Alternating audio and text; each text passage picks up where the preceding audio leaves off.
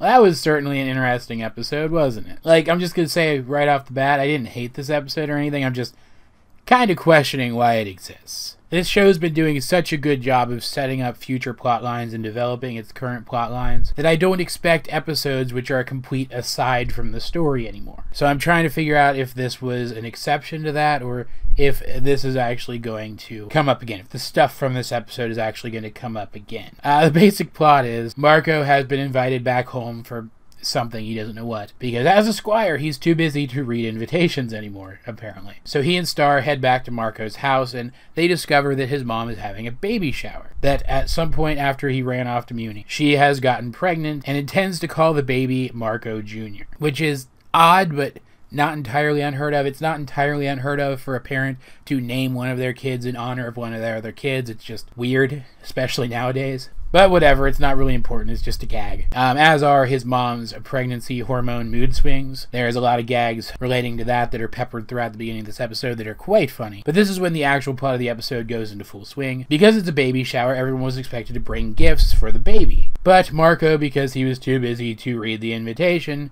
didn't know that. So he and Star run off to Quest Buy, of all places. I have no idea why they wouldn't have just gone to Walmart or something, and end up buying a portrait from this little demon ogre imp looking guy that works in the basement of the store of Marco for the baby, so that it'll be like he's there for the baby even when he's not. And this guy does super ultra realistic portraits so real that it actually feels like the person is there in the room with you. But he does so by painting them magically. He has to learn about your essence first, and then incorporate that essence into the picture to make the portrait feel more real. And because they don't have a lot of time, Marco ends up taking a Scantron test. As long as he answers it accurately and honestly, then his correct essence will be infused into the painting, but he, of course, rushes through it, because he's so pressed for time now. Of course he would rush through it. So the wrong essence ends up in the painting. The painting ends up looking nothing like him and even starts to alter his appearance to match its own. So of course he has to take the test again. They have to infuse the painting with the correct essence, which turns him back to normal. It was silly, it was goofy. Only gags from like the first act of the episode actually landed with me,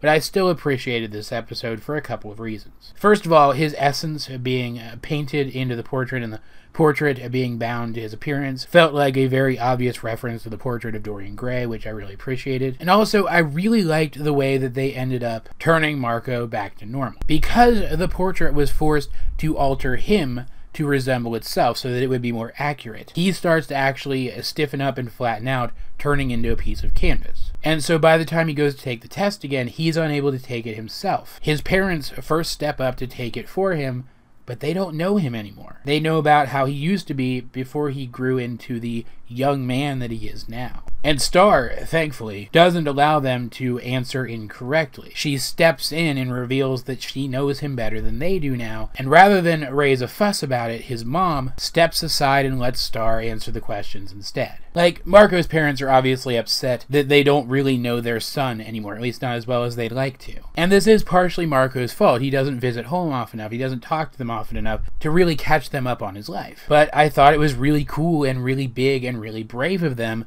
to step aside when they realized that Star knew him better and therefore was the better choice in this situation to help him. And I really, in particular, liked that they focused on Marco's mom in this situation, because this was very much an episode about her, as much as it was an episode about the main characters. Marco's mom was delightful in this episode. I really liked her. I really liked that she wasn't just a background character here. She really felt like she became part of the story, and by extension, I feel like I got to know her better than I really ever have up to this point. And where she made the mature decision, letting Star take over taking the test for Marco, Marco likewise shows his maturity by admitting that he should see them more often, that he should make more time to spend with them, and he commits to doing so. So again, not a bad episode, just one that I didn't expect to see here. And actually, I just looked it up. That kind of makes sense, because this episode was actually supposed to air months earlier than it actually ended up airing. Looking at where it was actually supposed to air, I feel like it would have fit a lot better. So I guess my one real complaint with this episode is pretty much gone. All of that said though, guys, if you have seen Marco Jr.,